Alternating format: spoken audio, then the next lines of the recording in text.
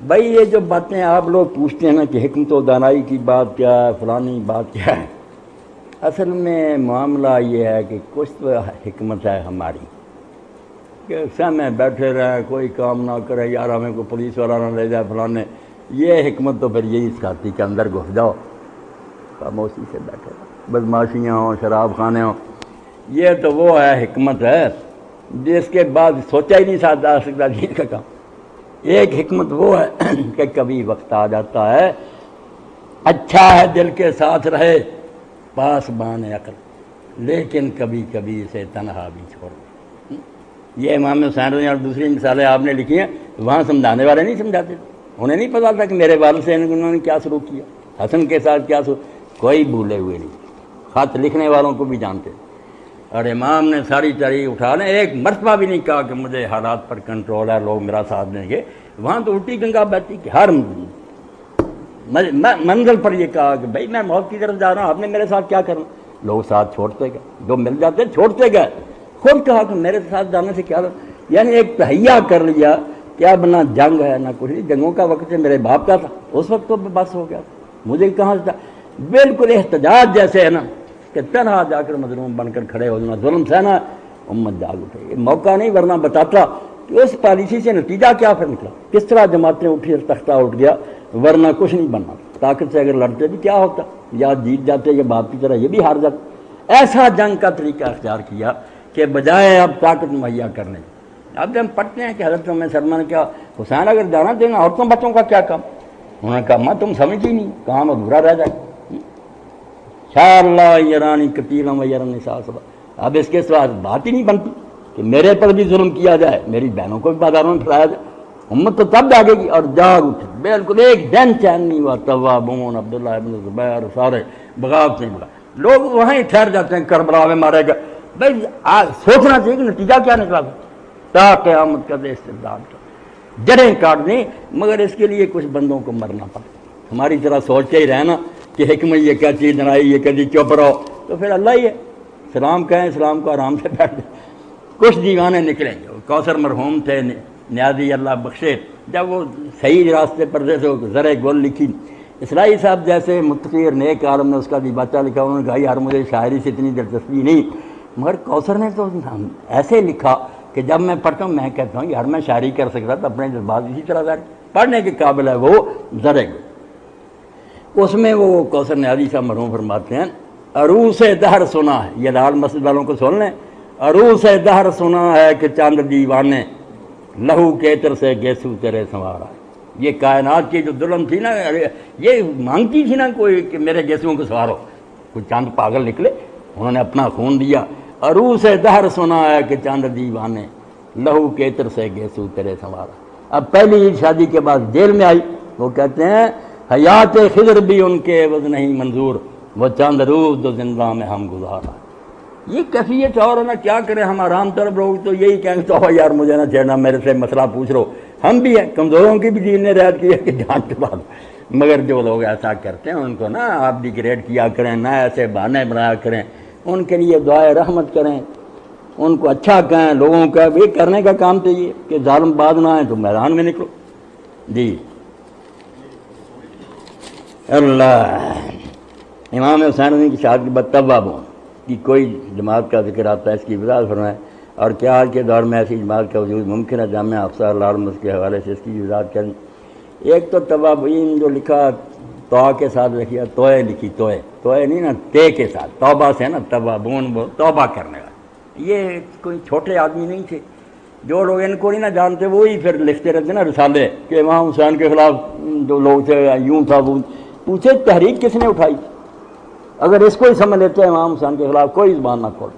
کہ کس نے کوفہ میں اجتماع بلایا تھا، خط کس نے لکھے، بلانے والا کون تھا، نکالو اس کا نام اور حدیث کی، تمہیں پتہ چلے اس سے بہتر کوئی صحابی اس دور میں دکھاؤ ہمیں،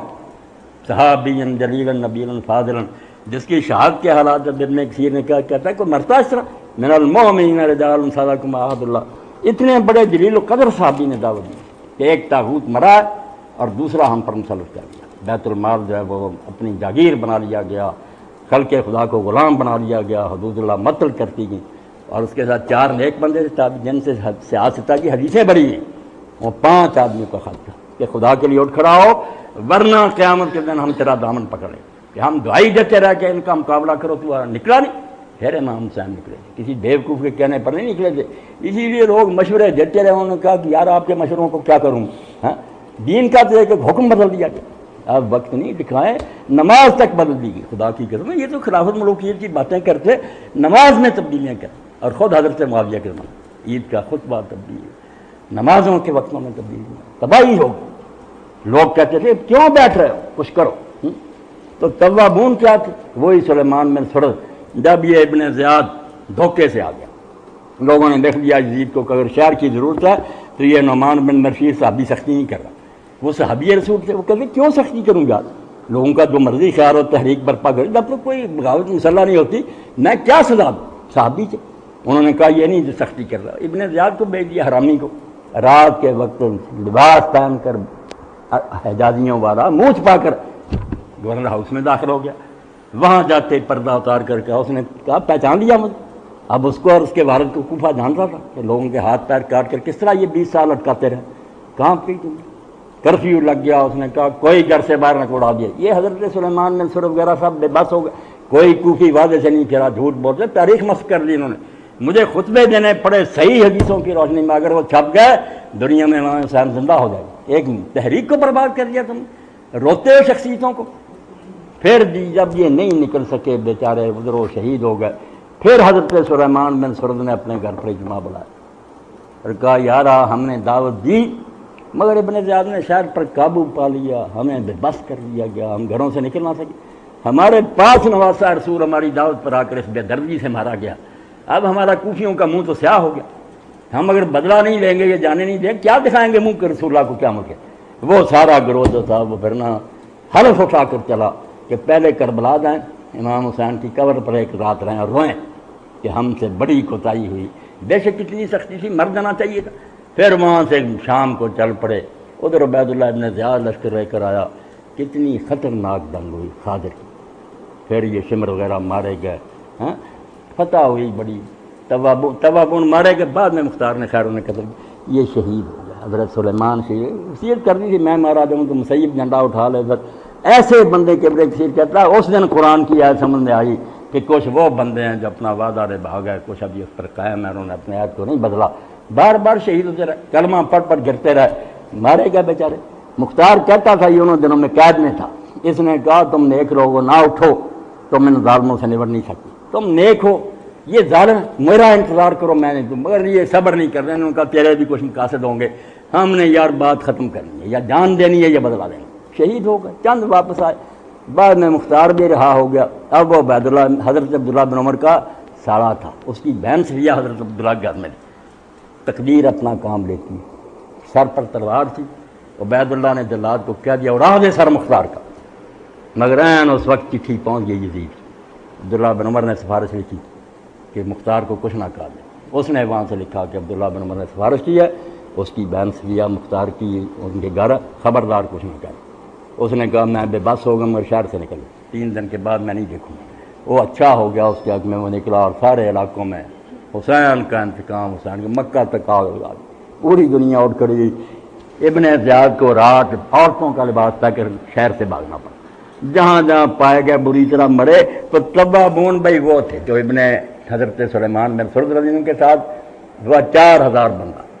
شہید ہوئے، جانے دی۔ اب جو لوگ پڑھتے نہیں، میں کہتا ہوں اللہ کے بندو اگر تمہیں فرصت نہیں نا، تم تاریخ اور حدیث کو نہیں پڑھ سکتے، تو جو کر سکتے ہو وہ کام کرو، خدا کے لیے امام حسین کے معاملہ میں دخل نہ دو، یہ کسی آدمی کا معاملہ نہیں۔ یہ دین جب چھری پھر رہی تھی نا اور مرنے کا وقت آ گیا تھا کہ یہ لکھ تو دیا جائے کہ غلط ہو رہا، وہ جانتے تھے کچھ نہیں بنے گا، مگر اس کا نتیجہ آج کوئی اہل سنت کا امام جو ہے وہ کہتا ہے کہ حضرت معاویہ کا دور خلاف سے راستہ، کسی ایک مسئلے میں مثال نہیں پیش کرتا، ثابت کر دیا انہوں نے کہ گاڑی کانٹا بدل گئی، اللہ بخشے جو جی چاہے ہو، مگر یہ نظام اسلامی نہیں جی۔ اللہ اکبر، اللہ